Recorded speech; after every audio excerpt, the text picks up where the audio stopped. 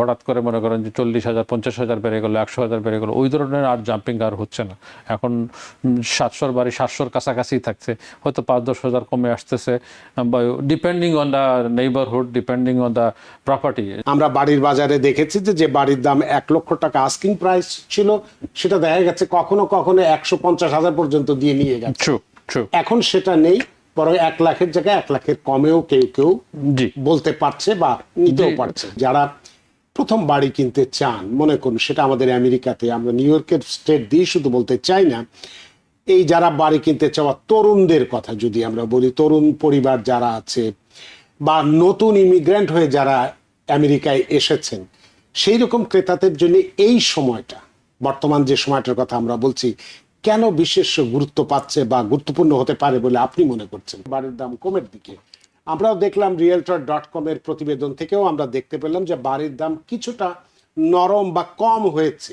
প্রতিবেদনের যেভাবে আমরা দেখেছি যে ইনভেন্টরিও বাড়ছে, যথেষ্ট ইনভেন্টরি বাড়ছে। এটা কি সাময়িক ট্রেন্ড নাকি বাজারে বড় ধরনের কোনো পরিবর্তনের ইঙ্গিত? একজন রিয়েলটর হিসেবে আপনার কাছ থেকে জানতে চাই। প্রথমে বলেন ধন্যবাদ রানা ভাই, অনেক ডিটেলস আপনি তুলে ধরেছেন। বেস্ট বায়ার হলো ইনফরমেট, যারা ইনফরমেশন নিয়ে মাঠে নামেন বাড়ি কেনার জন্য, তারাই হলো বেস্ট বায়ার। কারণ খুঁটিনাটি যেগুলো জিনিসগুলো ওনারা আগে থেকে প্রিপারেশন নিয়ে থাকেন, কারণ সাথে সাথে নামার বাইরে সব কিছু আপনি বুঝতে পারবেন না ইনস অ্যান্ড আউট, কারণ অনেকগুলো দিক কাজ করে একটা বাড়ি কেনার ব্যাপারে।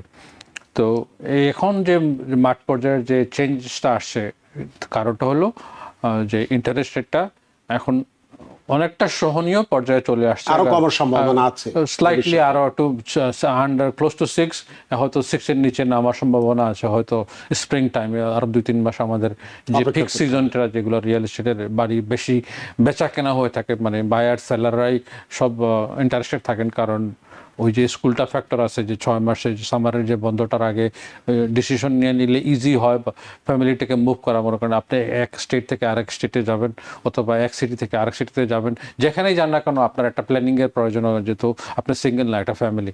সো অনেকে ওই টাইমটাই মানে চুজ করে থাকে, যেমন মার্চ এপ্রিল থেকে। এখন অলসো আর একটা ফ্যাক্টর যে ট্যাক্স রিটার্নটা হয়ে থাকে, সেই ট্যাক্সের যে রিটার্নটা হয়, রিফান্ড পাওয়া যায়, তখন মানে জিনিসটা ইজি হয়, অনেকের হাতে এক্সট্রা টাকা চলে আসে, সেটাও ওরা ওই ডাউন পেমেন্ট টুয়ার্ড বা ক্লোজিং কস্টে সেটা ব্যবহার করতে পারেন। হ্যাঁ, এখন মার্কেটে ইনভেন্টরি গ্র্যাজুয়ালি বৃদ্ধি পাচ্ছে। হ্যাঁ, যখন আপনার মার্কেটে একটা নেইবারহুডে 10টা বাড়ি আসবে স্বাভাবিকভাবে, তখন আপনার হান্টিংটা ইজি হয়, আপনি শপিং রাউন্ডটা করতে পারলেন, মনে করেন প্রাইসটা। হ্যাঁ, যখন 10টা বাড়ি দেখবেন তখন আপনার একটা কনফিডেন্স চলে আসবে যে হ্যাঁ, প্রাইসটা ইন বিটুইন হয়ে থাকে। এখন আর আগের মতো ওভারবিডিং হচ্ছে না, যেগুলো আমরা যে প্যান্ডামিক সময় দেখছি, যে একটা বাড়ির পিছনে যে 10 জন লোক দাঁড়ায় আছে এবং 10,000-এর জায়গায় 20,000 দেওয়া হয়েছে, এবং কোনো ক্ষেত্রে হয়তো 70, 80,000, 100,000 দিয়েও বেশি দিয়েও সেই বাড়ি নিয়ে চলে গেছে। তো ওনারাও কিন্তু, যারা নিয়ে গেছে ওনারাও কিন্তু লুজিং না, কারণ ইন্টারেস্ট রেটটা তো তখন লো ছিল, কম ছিল, হ্যাঁ ছিল, তখন ওনারা এটা ম্যানেজ করতে পারছেন। হুইচ ইজ, এই ক্ষেত্রে এখন কিন্তু সেটা সম্ভব হচ্ছে না। 3 থেকে 6 গত বছর পুরাটা বছরই মনে করেন 7-এর কাছাকাছি ছিল। তো ওইটা মনে করেন দেখা যাচ্ছে যে একটা ফ্যামিলির মান্থলি এন্ডে $800 থেকে $1,000 এক্সট্রা চলে আসছে। ওটা কোয়াইট হাই মনে করেন একটা সাস্টেন করার জন্য। বাট দেন এগেন মনে করেন যাদের অ্যাবসলিউটলি দরকার ছিল তারা নিছে, এবং ভবিষ্যতে এরা রিফাইন্যান্স করে নিবে, এবং যে ট্যাক্স, যে মর্গেজ ইন্টারেস্ট ট্যাক্স, সেটা ওনারা। তার মানে এটা সত্যি যে প্রতিবেদনটা আমরা পড়েছি realtor.com এ, যেটি আমি পড়লাম, সেখানে যেটা বলা হচ্ছে যে বাড়ির দাম আস্তে আস্তে কমছে এবং ইনভেন্টরি বাড়ছে, এটা সত্য? তাইলে দাম বলতে যে ফল আউট করতেছে না, বাট মার্কেটটা আপনার স্টেডি হচ্ছে। মনে করেন যে হঠাৎ করে মনে করেন যে 40,000 50,000 বেড়ে গেলো, 100,000 বেড়ে গেলো, ওই ধরনের আর জাম্পিং আর হচ্ছে না। এখন 700-র বাড়ি 700-র কাছাকাছি থাকছে, হয়তো 5-10,000 কমে আসতেছে, depending on the neighbourhood, depending on the property. যদি একটা প্রপার্টি একদম মিন্ট কন্ডিশনার থাকে সেটা তো সেটার দাম কমবে না, কারণ ওইখানে আর 10 জন বায়ারই ওইটা নিতে যাবে। সো বাট একটু যারা ডিস্ট্রেস প্রপার্টি, যারা একটু স্লাইটলি অফ আছে, সেগুলোতে আপনি বার্গেন করতে পারেন। কারণ আমি মনে করি বার্গেন করা উচিত, যে আপনি রিয়েলেটর যাকে চুজ করবেন তারও একটা সেন্সের ব্যাপার আছে, যে এখানে বাড়ি কেনার পরেও যদি 20, 30, 40, $50,000 কাজ করতে হয়, আপগ্রেড করতে হয়, then he should ask for মানে discount price. তার মানে যেটা আপনি বলছেন, যে আপনি নিজেই বললেন যে আগে বা প্যান্ডামিকের পর থেকে আমরা বাড়ির বাজারে দেখেছি যে বাড়ির দাম 1 লক্ষ টাকা আস্কিং প্রাইস ছিল, সেটা দেখা গেছে কখনো কখনো 150,000 পর্যন্ত দিয়ে নিয়ে গেছে। এখন সেটা নেই, বরং 1 লাখের জায়গায় 1 লাখের কমেও কেউ কেউ বলতে পারছে বা নিতেও পারছে, ডিপেন্ডিং অন দ্য নেইবারহুড। কিন্তু আগে সেটাও ডিপেন্ড করে ছিল না। এখন বেসিক্যালি যে লোকেশন, আমরা রিয়েল এস্টেট বাসায় লোকেশন, কারণ এস্টোরিয়ার একটা বাসা যদি একটু ডিস্ট্রেসও হয়, কিন্তু সেটা চলে যাবে, সেটা মনে করেন আপনি না নিলে আরেকজন সে নিয়ে যাবে ওই লোকেশনটার জন্য। তো ডিপেন্ড করবে কোথায় আমরা প্রপার্টিটা চুজ করতে। আচ্ছা, এই ক্ষেত্রে বর্তমান বাজারের কথাই যদি আমরা বলি, বর্তমান বাজারে ক্রেতারা ঠিক কি ধরনের বাড়িতে সবচেয়ে ভালো দর কষাকষির সুযোগ নিচ্ছেন? ধরেন নতুন বাড়ি, কারণ আমাদের নিউ ইয়র্কে তো 100-150 বছরের আগের বাড়ি এখন পর্যন্ত নতুন বাড়ি খুব কমই আছে। তারপরেও শুধু নিউ ইয়র্ক দিয়ে আমরা বলছি না, আমরা সামগ্রিকভাবেই বলছি যে সেক্ষেত্রে কি নতুন বাড়ি নাকি পুরনো বাড়ি, মানে বাজার বাস্তবতার আলোকে বিষয়টি মানে ডিপেন্ড করে কোন স্টেটে আপনি থাকতেছেন। মনে করেন যদি north Carolina, south Carolina, Texas ওই সাইডে যদি থাকেন, ফ্লোরিডা সাউথের ওই দিকে থাকেন, তো এখানে প্রচুর আমাদের কাছে নিউ জার্সিতেও প্রচুর নতুন বাড়ি, বাট ওইরকম নিউ জার্সিতে মনে করেন ওই যে একটু ট্যাক্সটা হাই হওয়ার জন্য, পেনসিলভেনিয়াতে হ্যাঁ ওই ধরনের হয়তো হিউজ কনস্ট্রাকশন হচ্ছে না, তারপরেও কনস্ট্রাকশন প্রচুর নতুন বাড়ি আছে, প্রচুর নতুন বাড়ি আসছে। যারা মনে করেন নিউ ইয়র্কের বাইরে যেতে চান, তাদের জন্য অপশন, যথেষ্ট ধরনের অপশন আছে। এবং মিডিয়ান মনে করেন প্রাইস নর্থ ক্যারোলাইনাতে 400 থেকে 750,000, 400,000-এর কিন্তু আপনার ব্র্যান্ড নিউ বাড়ি পাচ্ছেন। যদি আপনার ওই ধরনের মেন্টালিটি থাকে যে আমি বাইরের স্টেটে যাবো, যে আমি একটা নতুন বাড়ি নিব, তাহলে বাইরের স্টেটে আপনার সুবিধা আছে। নিউ ইয়র্কের একটা সমস্যা হলো যে আগের মতন নিউ কনস্ট্রাকশনটা হচ্ছে না, যে এক্সিস্টেড প্রপার্টি বেশি, যে দুই একটা আসতেছে, তাও ওইগুলো আবার কম্পিটিশন প্রাইসের মধ্যে দিয়েই যাচ্ছে। তো এই জন্য নিউ ইয়র্কের যে ব্র্যান্ড নিউ প্রপার্টিগুলো খুব একটা আপনি বিলো মার্কেট প্রাইসে পাওয়ার সম্ভাবনা খুব কম।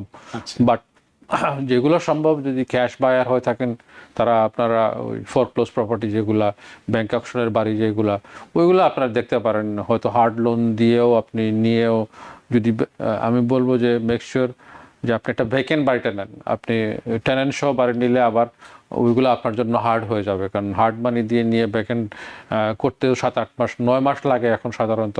সে 9 মাস আপনাকে ডিল করতে হবে, অথবা এক্সট্রা কিছু টাকা দিয়েও আপনি সেই টেনেন্টকে সরাইতে হবে। তো ওইগুলো টাইম কনজিউমিং, ব্যয়বহুল হয়ে থাকে।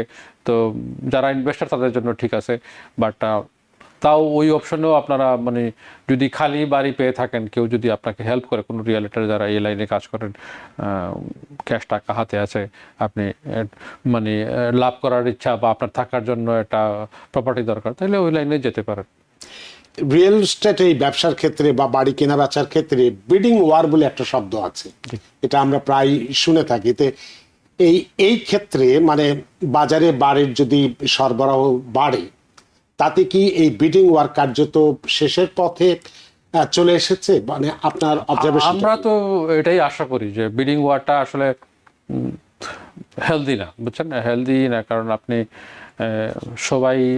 সবাই একটা বাড়ি কিনতে চাচ্ছে, সবাই 10 জনের 10 জনকেই আমরা দিতে চাই। কারণ শুধু একজনকে বাড়ি দিলে হবে না, যে 10 জন আসবে ওনারাও প্রত্যাশী এটা বাড়ির ব্যাপারে। তো সাধারণত রিয়েল এস্টেট এজেন্টরা এই বিডিং ওয়ারে যাইতে চায় না।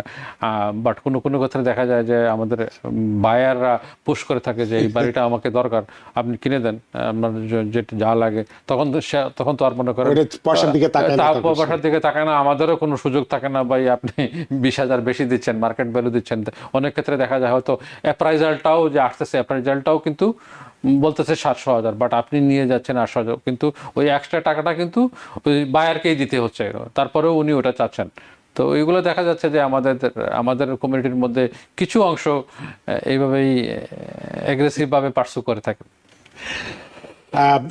আপনার কাছে একটু জানতে চাইবো যে এরূপ পরিস্থিতিতে বাজার যেহেতু একটু নিচের দিকেই আছে, না হলে অন্তত স্থিতিশীল আছে, এটা তো আপনি নিজেই বলছেন, বা কিছুটা হলো আমরা বার্গেনিং এখন করতে পারছি, সেক্ষেত্রে যারা প্রথম বাড়ি কিনতে চান, মনে করুন সেটা আমাদের আমেরিকাতে, আমরা নিউ ইয়র্কের স্টেট দিয়ে শুধু বলতে চাই না, এই যারা বাড়ি কিনতে চাওয়া তরুণদের কথা যদি আমরা বলি, তরুণ পরিবার যারা আছে বা নতুন ইমিগ্রেন্ট হয়ে যারা আমেরিকায় এসেছেন, সেই রকম ক্রেতাদের জন্য এই সময়টা, বর্তমান যে সময়টার কথা আমরা বলছি, কেন বিশেষ গুরুত্ব পাচ্ছে বা গুরুত্বপূর্ণ হতে পারে বলে আপনি মনে করছেন তার জন্য বাড়ি কেনাটা? পরামর্শ কি? আমি আমাদের কমিউনিটির সবাইকেই বলবো যে বাড়ি কেনার প্রথমে আপনার ইচ্ছাটা থাকতে হবে, 50% কিন্তু আপনার ইচ্ছা, তারপরে যে স্টেপগুলো আছে আপনি ফলো করতে হবে। আপনি নিজেরে রেডি করতে হবে, টাকাগুলো আপনার ব্যাংকে সিজন করতে হবে, আপনার ক্রেডিটটা ঠিক করতে হবে, এবং আননেসেসারি যে খরচগুলো যেগুলো আপনি সেটা আপনার কমায় নিয়ে আসতে হবে। মানে একটা সংযত ভাবে চলাফেরা করে টাকাটা আপনার সেভিং করতে হবে। এবং আপনি যদি মনে করেন নিউ ইয়র্কে আপনার বাড়ি কেনা সম্ভব না, নিউ ইয়র্কের পার্শ্ববর্তী যে স্টেটগুলো, সিটি যেগুলো, সেগুলোতে আপনি ট্রাই করতে পারেন। এবং সবাই যে নিউ ইয়র্কে থাকতে হবে তাও না, আপনার অন্যান্য আমেরিকার ভিতরে অনেকগুলো স্টেট আছে যেগুলোতে আপনি এক্সপ্লোর করতে পারেন, যেখানে আপনার বাজেটের মধ্যে আপনি এটা প্রপার্টি নিতে পারেন। এবং বাইরের স্টেটে তুলনামূলকভাবে ইজিভাবে, মানে কম খরচে কম বাজেটের মধ্যে আপনি একটা প্রপার্টি নিতে পারবেন। সেক্ষেত্রে আপনার কাছে একটু জানতে চাইবো, যেহেতু আপনি পরামর্শ একটা দিচ্ছেন, যে কোন কোন স্টেট, আপনি নিউ ইয়র্কের বাইরের কথা বলছেন, সেক্ষেত্রে কোন কোন স্টেট বা কোন কোন মেট্রো এলাকা হতে পারে? যেমন বাফেলো তো এখন কিন্তু বাড়ির দাম কম বলে যতটুকু আমরা জানি, আগে যেভাবে বাড়ছিল, মানুষ হুমড়ি খেয়ে পড়ছিল একটা বাড়ির পেছনে, এখন কিন্তু সেই ট্রেন্ডটা থেকে কমে আসছে, মানে নাই বলা যেতে পারে, বরং কমের দিকেই যাচ্ছে। তো সেই রকম এই দাম কমা বা ইনভেন্টরি বাড়ার প্রভাবটা সবচেয়ে বেশি কোন এলাকায় আপনি দেখতে পাচ্ছেন, যাতে করে এই নতুন ইমিগ্রেন্ট যারা এসছে তারা একটা মোটামুটি আপনার এই আলোচনার মধ্যে দিয়ে বা পরামর্শের মধ্যে যদি দিয়ে নিউ ইয়র্কের মধ্যে থাকেন, যদি নিউ ইয়র্কের ভিতরে স্টেটের ভিতরে নিতে চান, অনেকগুলোই জায়গায় আছে। বিংহামটন আমরা আগেও অনেকবার বলেছি, এখনো বলতেছি, বিংহামটন, সাইরাকিউস, আলবেনি, আপনি আন্ডার 200 এর নিচে এটা রিজনেবল আপনি বাড়ি পাবেন। অনেক ক্ষেত্রে দেখা যাচ্ছে অনেকে 100,000-এও বাড়ি পাওয়া যাচ্ছে, কিন্তু সেটাতে আপনার কিছু ইনভেস্ট করতে হবে, যেমন ফিক্স আপ আর কিছু টাকা আপনি ইনভেস্ট করেন, যেভাবে বাফেলোতে হয়েছিল। বাফেলোতে 50,000 দিন নিয়ে আরো 50,000 টাকা খরচ করে বাড়িটা রেডি করা হয়েছিল। ওইভাবে সিমিলার সিচুয়েশন এখন মনে করেন তো 50,000-এর বাড়ি এখনো আছে, কিন্তু আপনার ওটা সবার জন্য না, যারা কনস্ট্রাকশনে কাজ করে বা বিল্ডার, ওনারা নিয়ে এটা ঠিকঠাক করে ওটা বিক্রি করলেন। বাট এছাড়াও মনে করেন আপনার 150,000-এর বাড়ির মধ্যে আপনার কত টাকা লাগবে, 10% দিলেও আপনার 20-25,000 টাকার মধ্যে আপনি একটা বাড়ি পেয়ে যাচ্ছেন। তো ডিপেন্ড করে আপনি কি চাচ্ছেন। নিউ ইয়র্ক সিটিতে আপনার থাকতে হবে এমন তো না। আপনার হয়তো বাইরের স্টেটে গেলে হয়তো একটা গাড়ির আপনার এক্সট্রা লাগবে, কমিউনিকেশনটা লাগবে।